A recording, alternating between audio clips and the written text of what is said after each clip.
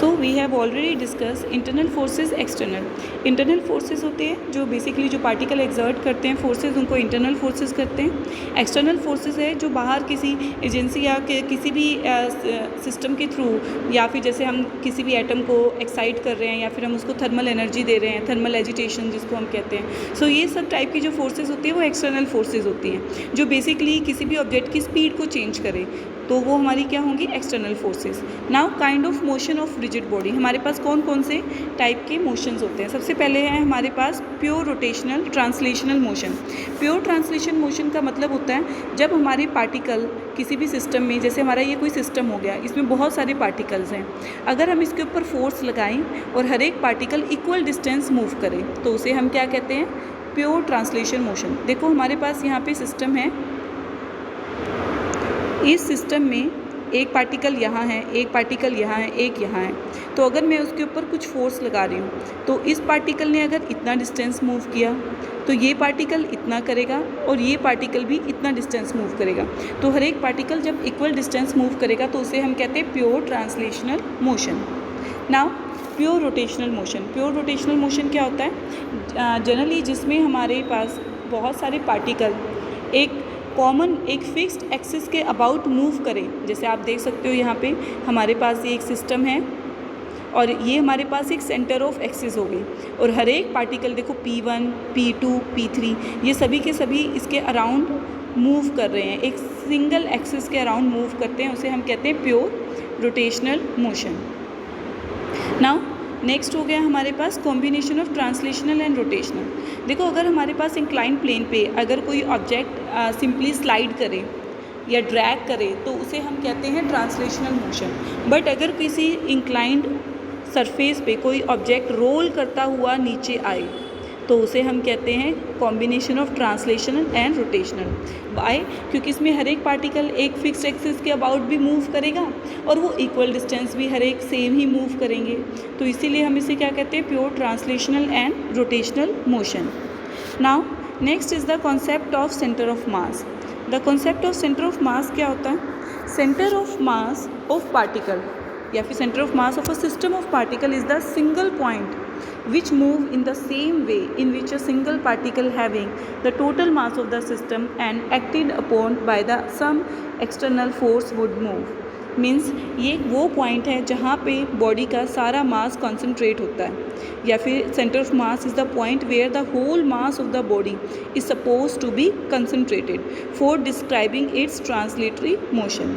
तो हमारी बॉडी है एक सेंटर ऑफ मास की तरह मूव करती है, जिसमें हर एक पॉइंट है उन सब का इफ़ेक्ट एक सिंगल मास के थ्रू, जो एक जितना भी इफ़ेक्ट होगा, जैसे हमारे पास एक बॉडी है इसमें बहुत सारे पार्टिकल्स हैं, अगर मैं सब पे ऊपर फोर्स लगाती हूँ तो डेफिनेटली हर एक पार्टिकल के ऊपर फोर्स का इफ़ेक्ट होगा, बट इसका जो टोटल इफ़ेक्ट है वो किसके इक्वल होगा, जो हम यहाँ पे इसका सेंटर ऑफ मास कंसिडर कर लेते हैं, जितना उस फोर्स उस मास के ऊपर इफ़ेक्ट होगा, तो जितना उस सेंटर ऑफ मास के ऊपर फोर्स का इफ़ेक्ट होगा वो इक्विवेलेंट होगा जब हमारे पास बहुत सारे पार्टिकल्स होंगे और उनके ऊपर फोर्स लगेगी, और वो सब पे अगर हम उनकी फोर्सेस के इफ़ेक्ट को कलेक्टिवली अगर हम सम अप कर दें तो उनका इफ़ेक्ट उसके इक्विवेलेंट होगा। तो ये होता है हमारा centre of mass. Now next is the centre of mass is the single point which moves in the same way. मतलब देखो आप जो सेंटर ऑफ मास है वो इस तरह ही मूव करेगा जैसे हम एक बॉडी के ऊपर एक फोर्स लगा देते हैं और वो एक सिंगल बॉडी की तरह मूव करती है। अब यहाँ पे आपको एक एग्जांपल दिया हुआ है, इस एग्जांपल में देखो अगर हमारे पास जो सेंटर ऑफ मास है और फोर्स हमारी सेंटर ऑफ मास के ऊपर ही अप्लाई करें, जैसे ये हमारा हो गया सेंटर ऑफ मास, अगर मैं सेंटर ऑफ मास पे फोर्स इस तरह लग रही है कि आपकी जो बॉडी है जस्ट वो ड्रैग कर रही है, मीन्स वो सिंपली मूव कर रही है, उसमें कोई भी रोटेटरी मोशन नहीं है, तो उसमें हो गया वो ट्रांसलेटरी मोशन। बट अगर हमने इसी हैमर पे अगर मैं फोर्स सेंटर ऑफ मास पे तो हम लगाएं, बट हम इस तरह लगाएं कि वो हमारे आर जो हमारे लाइन ऑफ एक्शन के ऊपर फोर्स लगेगी, तो जिस वजह से वहाँ पर जो मोशन होगा वो रोटेटरी मोशन होगा। देखो यहाँ पे दो केसेस होते हैं, अगर मैं हैमर पे फोर्स यहाँ पे अप्लाई करती हूँ तो जस्ट वो क्या करेगा, आगे की तरफ मूव करेगा, ठीक है, अगर मैं ऐसे फोर्स लगाऊँ सेंटर ऑफ मास पे। नाउ अगर मैं सेंटर ऑफ मास पे इस तरह फोर्स लगा रही हूँ, लग तो ये लाइन ऑफ एक्शन पे ही रही है। लाइन ऑफ एक्शन क्या होती है? बेसिकली जहाँ पे आपका सेंटर ऑफ मास के थ्रू एक लाइन पास करती है, तो वो आपकी एक तरह से ये हमारी लाइन ऑफ एक्शन होगी।